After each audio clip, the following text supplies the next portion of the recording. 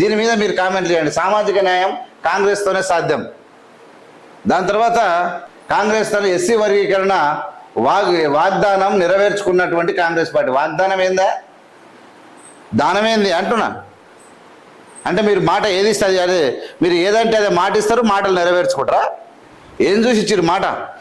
ఎవడేమన్నాడు మిమ్మల్ని మాట? ఏం మాట నెరవేర్చుకునేది అంటే ఏదన్నా కత్తా నెచ్చా? ఎవని కత్తి ఎవరిని నెత్తి? ఎస్సీ వర్గీకరణ వాగ్దానం నెరవేర్చుకున్న కాంగ్రెస్ పార్టీ మరియు రాష్ట్ర ముఖ్యమంత్రి యనమల రేవంత్ రెడ్డి గారికి, ఇక్కడ sub commission chairman Shri Uttam Kumar Reddy గారికి, కో చైర్మన్ దామోదర్ రాజనరసింహ గారికి మరియు సబ్ కమిటీ సభ్యులందరికీ మా కృతజ్ఞతలు. మాదిగ జాతి అమరవీరులకు నివాళులు. కొంతమంది దీని విషయంలో విడబెట్టిరు. నేనేమంటున్నానంటే, ఇక్కడ గాంధీ భవన్ అంటివేయడానికి పోయిర్రు, గాంధీ భవన్ అంటివేయడానికి పోయిర్రు. లాస్ట్కి నాకు ఇంకో మెసేజ్ కూడా వచ్చింది. అంటే ఇప్పుడు ఎవరైనా గాంధీ భవన్ మీద పెట్రోల్ పోసి అంటిపెట్టి వాడు కూడా చచ్చిపోతే వాడు అమరవీరుడా, వాడు త్యాగా భోగా అనే దాని విషయంలో కూడా వాళ్ళు పెట్టిరు. నాకేం అర్థం కాలేదు నిజంగా. పాపం వీళ్ళు కావాలని చనిపోలే, టెక్నిక్ లేక చనిపోయారు. లేకుంటే ఆ పెట్రోల్ పోసేటప్పుడు పోసేతోడు కూడా అండ్ ఇంకో ఆయన చెప్పిండు నాకు. ఒక ఆయన మాదిగ నేతనే ఇక్కడ పిలిచి మాట్లాడేటప్పుడు దీనికి ఒక టెక్నిక్ ఉంటుంది. మందకృష్ణ వాళ్ళకి టెక్నిక్ చెప్పలేదు. పెట్రోల్ పోయాలి, ఎందుకంటే పెట్రోల్ పోసిన చేతులు అగ్గిపెట్టి ఉంటే వానికే అంటుకుంటుంది.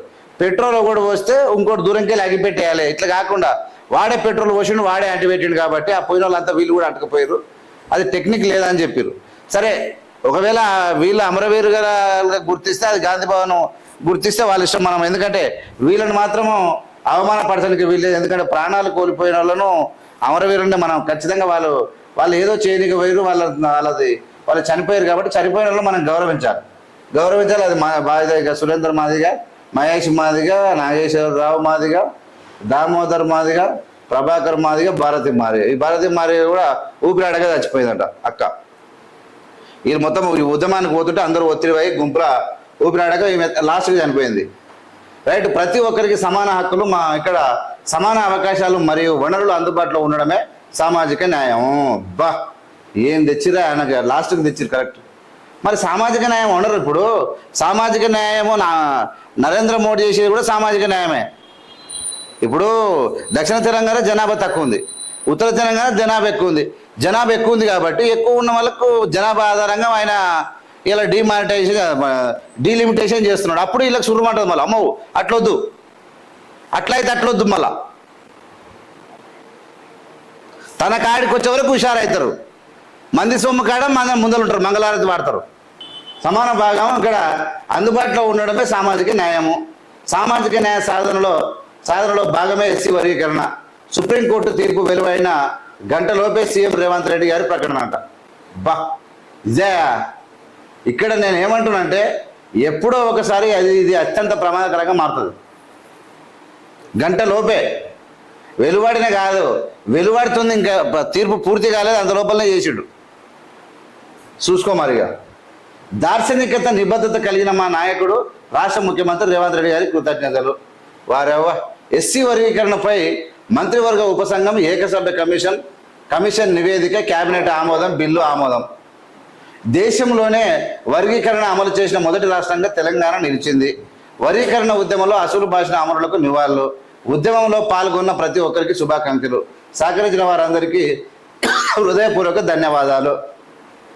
అడ్లూరు లక్ష్మణ్ రాష్ట్ర ప్రభుత్వ విప్పు, కడియం శ్రీహరి శాసనసభ్యులు స్టేషన్ గణపూర్, వేముల వీరేశం శాసనసభ్యులు నక్రకల్, మందుల సామెలు శాసనసభ్యులు తుంగతుర్తి. మందుల సామె ఫోటో కూడా కథనంగా. కాళే యాదయ్య శాసనసభ్యుడు చెవెళ్ళ, కవంపల్లి సత్యనారాయణ శాసనసభ్యులు మాన్కొండూరు, ఇక తోట లక్ష్మీకాంతారావు శాసనసభ్యులు జుక్కలు. దాని తర్వాత మోత్కువల్లి నరసింహులు మాజీ మంత్రివర్యులు. ఈయన ఎందుకు తెచ్చిన ఇళ్ళకి? మళ్ళీ మీరు కాంగ్రెస్లో ఉండే కాంగ్రెస్లో ఉండేవా కదా. డాక్టర్ ఏ చంద్రశేఖర్ మాజీ మంత్రివర్యులు. ఇక్కడ Kondeti Mallaiah TPCC general secretary. వారవ్వ అయితే ఇంతమంది ఉన్నారు. అయితే ప్రస్తుతానికి ఉన్న వాళ్ళు ఇంతమంది, ఒకటి మాజీ ఎమ్మెల్యేలు 1 2 3 4 5 6 7 మెంబర్స్ ప్రస్తుతము మాజీ ఎమ్మెల్యేలు, వీళ్ళు మాజీలు అన్నమాట. సరే, ఏదేమైనా ఇక్కడ వీళ్ళందరికీ ఒకేసారి రేపు మళ్ళీ రాజ్యాంగానికి విషయానికి వస్తే ఒక్కసారి కళ్ళు తెరిచి రాజ్యాంగాన్ని వస్తే ఇప్పుడు వీళ్ళ పేరు ఇప్పుడు వీళ్ళు ఏం జరుగుతుందంటే, ముఖ్యంగా ఈ మల్లికార్జున ఖర్గే గారికి, రాహుల్ గాంధీ గారికి చెవులు కుట్టడం ఒకటి ఎక్కువైతుంది. చెవులు కుట్టినామంటే ఏదో ఒకటి పోయి కులగణన చేయాలి అని చెప్పి రాహుల్ గాంధీకి ఎక్కిస్తారు వీళ్ళు.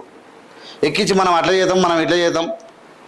ఇప్పుడు నరేంద్ర మోడీ చేస్తున్నటువంటి దోపిడీ విధానాన్ని పట్టుకోవాల్సిన వీళ్ళు వర్గీకరణ చేయాలని చెప్పి రాహుల్ గాంధీకి ఎక్కిసి ఏం చేయాలని అర్థం కాక ఏమన్నా చేసుకోరు కానీ గెలువురా బాబు అంటే లేదు మేము ఎట్లనన్నా చేసి గెలుస్తాము. కేసీఆర్ తప్పుల వల్ల కొట్టుకొచ్చినాం మనం. కానీ ఎట్లనన్నా కేసీఆర్ యొక్క దుర్మార్గమైనటువంటి నిరంకుశమైనటువంటి పాలనను తట్టుకోలేకనే ప్రజలు ఇక్కడ మళ్ళీ. కానీ వీళ్ళు వర్గీకరణ జనగణన హామీలతో గెలిచిరని వీళ్ళు అనుకుంటున్నారు. ఇది వీళ్ళది. అదే హామీలతో నెక్స్ట్ గెలవాలనేది వాళ్ళకి. అదే హామీలు ఇవే పెడితే ఇదే హామీలు వీళ్ళని బొందబెట్టేటువంటి కార్యక్రమం జరుగుతుంది. మామూలు కాదు, వీళ్ళు తెలవాలి.